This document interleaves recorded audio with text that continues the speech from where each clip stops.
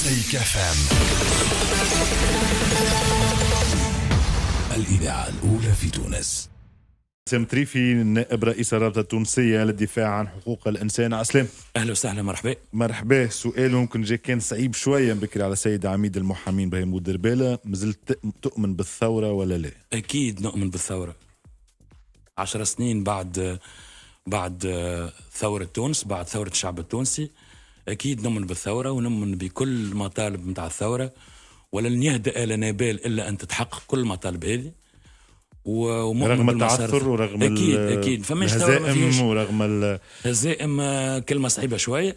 تعثر تردد الخيبة سيدي. فما شوية خيبة، لكن أكيد مؤمن بالثورة والمسار الثوري وبالشعب التونسي اللي في نهار من النهارات باش يحقق كل المطالب اللي خرج من أجلها 17 ديسمبر 14 جانفي. متى سيحين النهار من تو تحين اللحظة إن أتت ستأتي. معناها أنا نستنى وأنا قاعدين نقوم بكل المساعي، معناها والشعب التونسي قاعد يتكلم وقاعد يمارس في حقوقه اللي اكتسبها بعد الثورة. لا محالة أنه باش تحقق المطالب هذه صيرورة معناها طبيعية لكل مسار ثوري، بشوية بشوية تنجيوها.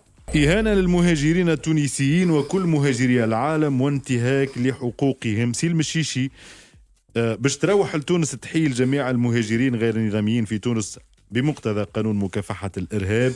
كان هذا سؤالك البارح. بس متريفي، نائب رئيس الرابطة التونسية للدفاع عن حقوق الإنسان، خطأ، زلة لسان، خطأ لا يغتفر. شنو هو؟ كيش توصفوه؟ والله لهم عظم، خاطر إلى حد الآن معناها رئاسة الحكومة ما فسرتش شنو حب يقول السيد رئيس الحكومة في تصريحه لقناة فرانس 24 بالفرنسية. رئاسة الحكومة هبطت الخطاب، معناها تصريحه لقائه مع فرانس 24 بالعربي، أما ما هبطتش بالسوري وما هبطتش توضيح على زلة اللسان هذه بين ظفرين. إلى حد الآن نعتبره زلة لسان، لكن في كل الحالات حتى لو كانت زلة لسان أو خطاب مدروس أو عارف روحه سيد رئيس الحكومة شنو قاعد يحكي. ما نصورش معناها أعلى هرم السلطة التنفيذية يجي يقول كلام غير مدروس. معناها مقاربة بين الهجرة غير النظامية والإرهاب حاجة خطيرة ياسر، وما تجيش وما تقارنش. هو خطأ ساعة واحد من المفهوم القانوني والحقوقي، وكذلك حتى إذا كانت زلة لسان زادة وجب على رئاسة الحكومة أنها تفسر شنو يقصد به هذا، وإلا تقول لا راهو السيد رئيس الحكومة مقصودش هذا. أخطأ التعبير يهب التوضيح، يقول راهو صار خطأ، زلة لسان، لابسوس، راه ما كنتش نقصد أنه كل هجرة غير نظامية تعتبر إرهاب. معناها كي نمشيو مع كلام السيد رئيس الحكومة معناها بالطريقة هذه، كما قلت معناها في التدوينة متاعي، نوليو نرجعوا لهنا المهاجرين غير نظاميين أصدقائنا من البلدان الإفريقية الأخرى اللي تونس تنتمي لها قارة إفريقيا، نحيلهم على قانون مكافحة الإرهاب معناها وغسيل الأموال. كيف معناها الحركات الهجرة في العالم الكل كيف زاد هذوما نعتبرهم إرهابيين. هذا كلام خطير. كان نجم سيد رئيس الحكومة أثناء الحوار وقت يوقفوا الصحفي الفرنسي كان نجم يوضح الفكرة، إلا أنه هو واصل ما وضحش. كيف زاد رجع لتونس ألغيت من غير لغة زلة لسان. خلينا نكونوا واضحين. بس متريفي سامحني، شوف هو بور لو مومون نقول زلة لسان. خلينا نختار من زلة لسان. إلا ديفلوبي اون ايدي، كان طور فكرة واضحة عنده، حب يقولها، حب يوصلها. دونك من غير ما نقعدوا، ممكن كاتب الدولة الخارجية قال راهو رئيس الحكومة ومشى في زيارة وزيارة تزامنت بعد عملية إرهابية اللي صارت كان معناها فيها تونسي مهاجر غير نظامي. اوكي، مي كانت نجم تقال بطريقه اخرى. صحيح. لو كان حب يقولها رئيس الحكومه بطريقه اخرى مش يرضع في صبعه. شوف هو مش اكيد معناه يعرف شنو يقول وواعي شنو يقول، الا انه كي نخزر انا لزوز تصاريح بالعربي وبالسوري ما لقاش الفكره هذه. دونك نمشي انا وان شاء الله تكون زلة لسان، نمشي وماهيش زلة لسان، واعي في شنو قاعد يقول. تو الزيارة الكل معناها أنا واحد من الناس كلمونا الصحافة الأجنبية باش نعلقوا على زيارة رئيس الحكومة لفرنسا، لكن ما عناش الأجندة تاع الزيارة هذه وعلاش مشى والخطوط العريضة التي سيتحاور فيها مع الحكومة الفرنسية مع نظيره الفرنسي.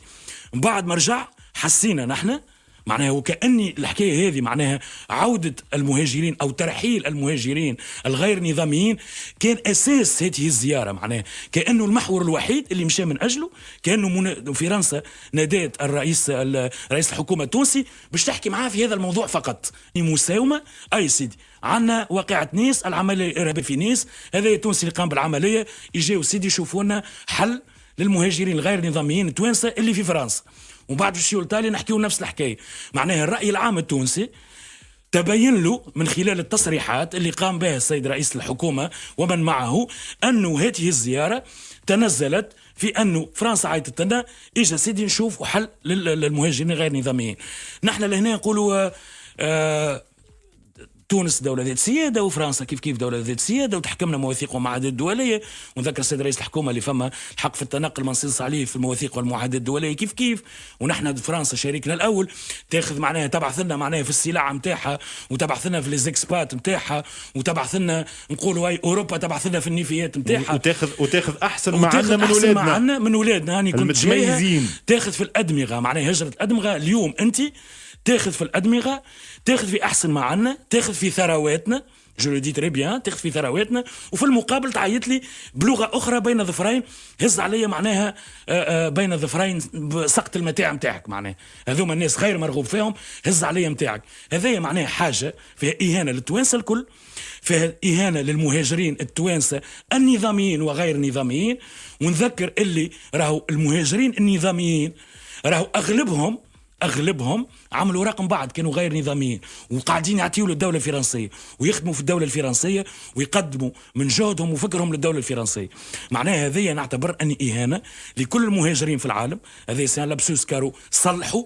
إذا كنت تعتقد أنه الهجرة غير نظامية هي إرهاب بالحق راهو هذا مخطر ياسر. معناها المقاربة اللي تعمل فيها هذه راهي مخطرة ياسر وراهي ما تزيد إلا تشوه صورة التوانسة وصورة المهاجرين البرة. نحن قاعدين نعانيه توا معناها من نظرة والإسلام المتشدد والخطاب المتطرف والعنيف وسبب المشاكل والخطاب متاع اليمين معناها المتطرف في فرنسا اللي يدعو الحكومات معناها إلى تعديل سياستها متاع الهجرة أو استقبال اللاجئين أو المهاجرين. هذا ما ينجم يدعم كان خطاب اليمين المتطرف الخطاب الإقصائي اللي معناها هذه بلادنا وحدنا وهذه قرية ضيقة ما يدخل حتى حد. أخطأ رئيس الحكومة وعليه التصحيح. هذا في الآخر عليه التصحيح أو التوضيح إذا كان هو بالنسبة لكم رابطة تونسية للدفاع عن حقوق الإنسان بس يمتري نائب رئيس. في موضوع آخر غدوة دعوة إلى وقفة احتجاجية أمام مجلس نواب الشعب اللي كان بدعوة من عدد من الجمعيات والمنظمات وأيضا حتى الأحزاب كيف وبدعم من الاتحاد العام أو مساندة من الاتحاد العام التونسي للشغل. علاش خاطر كما تشوفوا الناس الكل الأمور في تونس وصلت إلى حد لا يطاق معناها من العنف اللفظي الذي معناه ارتقى إلى العنف المادي وإصابات في مجلس نواب الشعب وتشابك بالأيدي وكلام ما يتقالش تحت قبة البرلمان في قصر السلطة التشريعية. اليوم معناها بعد الكلام اللي صدر على النائب متاع ائتلاف الكرامة محمد العفاس بعد الاعتداء اللي طال النائب هذاك اثر النقاش في لجنة المرأة ونهبطوا بيان يدين الاعتداء اللفظي والعنف اللفظي ومن بعده بيان يدين الإرهاب. هذا الكل اليوم منظمات المجتمع المدني دعات إلى وقفة احتجاجية وثلاثها اجتماعات وضعنا فيها الأمور معناها لو كونستا شنو قاعد يصير. هذا معناها اللي قاعد يصير تو في مجلس نواب الشعب ما عادش يشرف تونس ما عادش يشرف تونس. المطالبة بماذا؟ المطالبة بأنه الحفاظ على مكتسبات الثورة الدولة المدنية أول حاجة أنه نضع حد إلى هذا الخطاب المتطرف والعنيف والرجعي والظلامي اللي صدر واللي قاعد يصدر على برشا نواب. تعرف بسام أنه مش بمجرد وقفة أمام المجلس. شوف مش مجرد وقفة هو وسائل النضال عديدة ومتعددة. ساعة نحن نقوم بدورنا كمجتمع مدني. هذا إيش عنا ستيلو واللسان والقلم ونقفوا قدام مجلس ونمارسوا كل وسائل النضال الاحتجاجي السلمي. الباقي على السلطة أنها تتحرك على أنه رئاسة مجلس نواب الشعب اللي هذا قاعد يسير قدامه وأمام أعينها ولا تحرك ساكنا وما تفعلش النظام الداخلي للمجلس.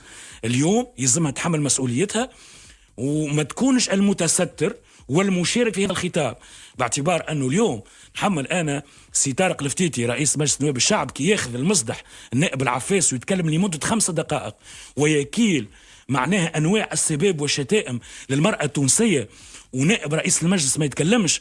أقول له أنت راك الخطاب هذا عاجبك الخطاب هذا تحمله والخطاب هذا تعتبر مشارك في الجريمة اللي قام بها محمد العفاس. اليوم المجتمع المدني يقف باش يوري للرأي العام اللي رانا ماناش ساكتين.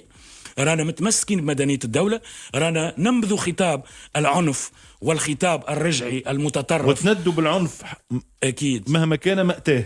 طبيعي مهما كان مأتاه طبيعي أكيد. نددتوا بالعنف اللي صار على النائب اللي قال أنه تعرض لاعتداء بالعنف من طرف متظاهرين قدام مجلس نواب الشعب محسوبين على النساء الديمقراطيات مثلا. خذيت وقتها التوضيح متاعي باعتباري وقتها محامي الأولاد اللي توقفوا، وضحت لك أنه السيد النائب سي أسامة الصغير ارتبك ودخل في الناس المحتجين، معناه غدوة باش نحتجوا نحن. شنو تتوقع ردة فعل المحتجين كي تضربوا كرب تدخل فيه كرب؟ سمعني بس كي يبدا عنف كرد فعل مقبول. لا ما كانش عنف، مش عنف كردة فعل. لا هذايا السيد راهو ضبط بولو على كسروا البولار. بكر انا كنت حاضر، كسروا البولار، تكسر البولار. دونك نعاودوا خلصوا البولار، كرهبتوا تعرضوا بالعنف. نعاودها لك، ندوا بالعنف. شوف راهو هذايا ما كانش عنف مسلط على النائب أسامة صغير، هذايا كرهبه داخله في مجموعه من المحتجين. اقف بداوا يضربوا له على الكابوت تاع كرهبته فتكسر البولار. الله غالب سي ان اكسيدون. انت محتج من حق توقف نائب باش ما يدخلش؟ كيفاش انت كمحتج من حق توقف؟ هي حركه رمزيه مش وقفته. راهو هذايا راهو النواب الكل راهو تعديوا 30 نائب. يا ابو بكر اسمعني شوف، يا سي بسام ما عندكمش حق. لا عندنا حق. لا ما عندنا حق. شوف ما وقفناهوش، راهو حاولنا له وجهته. راهو كي تفسرها بالطريقه هذيا توقف نائب، راهو سيتي لا كيستيون دو 30 سكوند، راهو باش نوريوه باش يشوف الرساله ويتعدى. فما نواب اللي زمر ودخل، فما شكون هبط على ساقيه، فما شكون هبط يحكي مع المحتجين. معناه حركه رمزيه، مش نوقف نائب كانه منعته من الدخول، والنواب الاخرين الكل دخلوا. وهو مسكين ما الله غالب سي أسامة بيرتبك وخاف ونزل حط بريمير ودخل في الناس. معناها الله غالب. فكانت رد الفعل انه العباد ضربت على الكهرباء باش يقف، فما شكون تضرب في ساقه. الاستاذه منيا بن جميع ضربت، عنا صديقتنا نورس ضربت. معناها عماد الخميري كان معناها بيصدر رحب رغم اللي الشعارات ما تعجبوش، حل باب كرهبته وخذ كرتابته وهبط وحكي مع بعض المحتجين ووصل طريقه. معناها نحن نندد بالعنف مهما كان مأتاه، واللي صار قدام مجلس نواب الشعب موهوش عنف. معناها نحن نساء ديمقراطيات والرابطه رانا عندنا سنين نناضلوا وعمرنا ما استعملنا العنف. حتى في 14 جانفي و17 ديسمبر ما استعملناش العنف. هو سلاحنا، هو الكلمه الحره، هو القلم، هو الافكار، هو بياناتنا، هو حركاتنا النضاليه الاحتجاجيه السلميه. بسام طريفي نائب رئيس رابطه توصيه الدفاع عن حقوق الانسان، انت عندك نفس القلق، عمرك تقريبا من عمرنا، معناها مازلت في فتره الشباب نتاعك، مازال مستقبلك قدامك وكذا. الوضع اللي نحن فيه اليوم فاش مقلقك؟ الوضع العام مقلق، معناها الوضع الاقتصادي والاجتماعي والسياسي، كل شيء مقلق معناها في البلاد، كل شيء قاعدين نشوفوا. واللي قلق اكثر واللي قلق اكثر ما فماش حلول ظاهره. باللي قالوا محمد عبو مثلا. لا، وانا كنت علقت على سي محمد عبو اللي هو صديقي وزميلي، ما نشوفش انه استعمال هذه الحلول الراديكاليه اللي تذكرنا بالنظام الاستبدادي، معناها نحطوا العباد في الحبس وتركيز كل السلطات معناها اقامه جبريه مش في الحبس. اي اقامه جبريه. شنو هي الحبس؟ تسمى حبس، اقامه جبريه. مو الحبس عند سلب الحريه، اقامه جبريه. معناها هي الحلول الراديكاليه، حطوا العباد في الحبس والقضاء ونحاسبوا كل من ثبت تورطهم هكا في محاكمات في صحفيصح في الفساد وكذا، والسلطات تتركز في يد رئيس الجمهوريه، ونهبطوا العسكر معناها يحمي البلاد وكذا، فهمتي، ونشروا الاسلحه، ومعناها الحركات الاحتجاجيه هذيا معناها يقابلها العنف الدوله. لا، فما حلول اخرى. هناك عديد المبادرات، كان بحذاك السيد العميد، عندك مبادرة الاتحاد، عندك برشا شخصيات يقدموا في مبادرات، سي فاضل محفوظ، سي شوقي الطبيب، سي حسين العباسي، فما تيارات معناها يسار يقدموا في مبادرات، شخصيات معناها وطنية تنتمي إلى اليسار تقدم في مبادرات. نقعدوا أخي ما عادش نجموا نحكيوا التوانسة اليوم، أنا نحكيوا معناها. فما مبادرة أخرى لعبير موسي مثلا، ما عنديش علم. هي ثورة التنوير، تبدأ بوقفات احتجاجية في عدة ولايات في برنامج قال تاتو يجيكم. ما ريتش ثورة التنوير، ما ريتش المبادرة متاعها. أما أنا أعتبر واحد من الناس موقفي أنه عبير موسى جزء من المشكل، ماهيش هي باش تقدم لنا الحل. طبعا في حزب سياسي، عندها حزب سياسي، اما هي جزء من المشكل. كما ائتلاف الكرامه زاد ما نجيش نستناش اليوم بالخطاب هذا تاع ائتلاف الكرامه نستنى منه مبادره ويمشي يهز باش يرجعني للجاهليه. معناها ما نتوقعش انه تصنفهم فرد خانه عبير موسي. اي نصنفهم فرد خانه، صنفهم فرد خانه. هذوما ناس ماهيش تقدم في حلول البلاد، هذه قاعده تعكر في الجو العام، باش خلي مجلس النواب يخدم. هذا معناها تجاذبات معناها لا تهم التوانسه، فهمتني. في جزء منها اللي تنادي به عبير موسي في حزب الدستوري الحر، لما نعرفوا خلفيتها ونعرفوا وين كانت، وما نتوقعش أنه الحل يجي من عبير موسي. اليوم فما عديد مبادرات. السيد رئيس الجمهورية ينجم يعيط للناس الكل بدون إقصاء، العباد اللي قدموا مبادرات هذه ويقعد معاه، يعيط الأطراف الجمعيات والمنظمات والأحزاب الوطنية التقدمية اللي مصلحتها البلاد، لأنه الشعب التونسي اليوم ولا يعرف شكون مصلحته البلاد وشكون همه الفساد والكراسي، ويعبي يجيبه ويقعد على الكرسي وما يخرج. يجمعوا هذه المبادرات ونحكيوا توانسة الكل مع بعضنا باش نلقاو حل معناه. بس يمتري فينا برئيس الرابطة التونسية للدفاع عن حقوق الإنسان، نختم بهذه: هل أتاك حديث صاحب الأبابيل؟ صاحب الأبابيل فتحي العيوني قال واتهم فتحي العيوني رئيس بلدية الكرم الرابطة التونسية للدفاع عن حقوق الإنسان فرع تونس بممارسة أعمال لا أخلاقية بمقر الرابطة بالكرم، ولذلك السبب قام باقتحامه وإغلاقه. هذا ايش قال؟ وقال بلدية الكرم هي الوحيدة اللي وفرت مقر مجاني لأحد فروع رابطة الدفاع عن حقوق الإنسان، وأنه قام بتدشين المقر، وطالب الرابطة بمساعدة البلدية في نشر ثقافة حقوق الإنسان بالمنطقة. قال ما رعني أنه منذ تسلمهم المقر وهم لا يشتغلون فيه وبقي مهجورا ومغلقا، وقال أنه المقر يتم فتحه ليلا وتتم فيه ممارسة أعمال لا أخلاقية. مش صحيح، كذب وبهتان. هذا يعاقب عليه القانون الكلام يقول فيه سي فتحي العيوني، ونحن رابطة التونسية للدفاع عن حقوق الإنسان باش تشكي به السيد فتحي العيوني هذا المغالطات اللي يقوم بها. السيد هذا يبعث لنا مراسلة للرابطة، قال الرجاء إخلاق المقر وقتيا للقيام ببعض الإصلاحات. عندي المراسلة لهنا. هذا يا سيدي فرغ مقر الرابطة من هنا بعد ما بعث المراسلة هذه، قال للتحسين وتزيين وكذا، معناه اللي يحكي فيه هذا كردة فعل خاطر نحن فضحناه، يجي من بعد في اليوم نفسه يعلق جمعية قرآنية عطاها المقر. أنا بكش باش يعمل حزب لطيف باش ينظفوا من الممارسات الأخلاقية، جي با كومبري أنا معناه. أما اللي قام به فتحي العيوني يدخل تحت طائلة القانون. هو اغتنم الفرصة أنه القضاء مضرب باش يخرجنا في تحت جناح الليل ويهزلنا المتاع متاعنا وثائقنا وارشيفنا وشكايات العباد معناه وخصوصيات العباد اللي تجي تشكي المقر رابطه حتى في المستودع البلدي، فهمتني هكاك معناه.